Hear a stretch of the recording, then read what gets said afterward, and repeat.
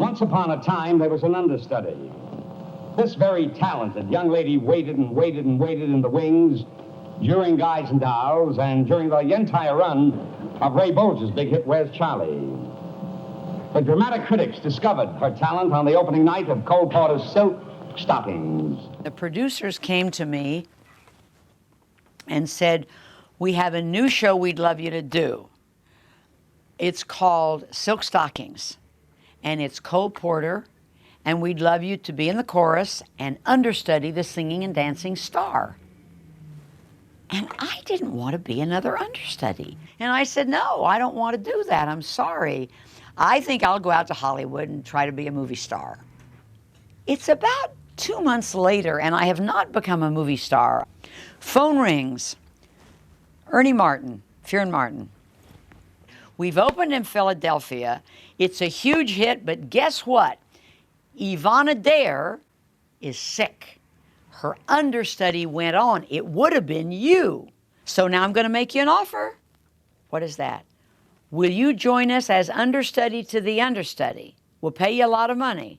$150. Big money. $150. I will never forget standing in the back of the Shubert Theater in Philadelphia watching Silk Stockings try out with a girl named Sherry O'Neill, who'd gone on for Ivana Dare. It would have been me. It was she. But I just knew that I had to get that part. But they wouldn't give me a chance at it. They never even rehearsed me. Meanwhile, I'm standing in the wings every night. I swear to you, I even sneaked in and tried on the costumes. Was I aggressive or not? Ambitious little girl. Meanwhile, Ivana Dare is coming back. She's gonna be okay. So the understudy is furious because she also had wanted to be able to open on Broadway in 2 weeks. I'm feeling better. At least they didn't give it to anybody else. Fade out, fade in. 10 days before the show comes to New York. True story. I'm standing in the wings watching, and she comes off stage and collapses. I go running quickly to my dressing room because when I had come in the theater earlier that night, Sherry O'Neill said to the doorman, Miss Adair is in. Don't tell anybody. I'm catching a train for New York. I have a big audition in the morning for another job. I'm not staying here. So I knew she was on a train for New York. So I went in my chorus girl dressing room, and I'm sitting there, and I'm getting made up, and over the loudspeaker, Sherry O'Neill, please come to the stage manager, Sherry O'Neill, and I know that she is on a train for New York.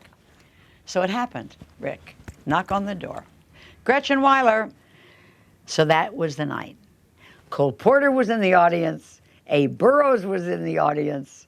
The producers was in. I went on stage that night. It's called Ambition.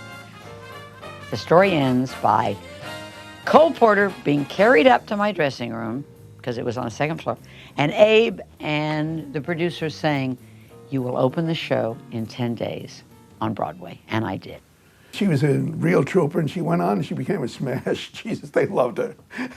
And you know, that was the one part that wasn't working all the time. It had happened the year after Shirley MacLaine went on for Carol Haney, and I don't think an understudy ever, for years and years following that, were ever not ready to have been able to go on a moment's notice. And if they are, they shouldn't be in show business, because that's the kind of discipline you have to have.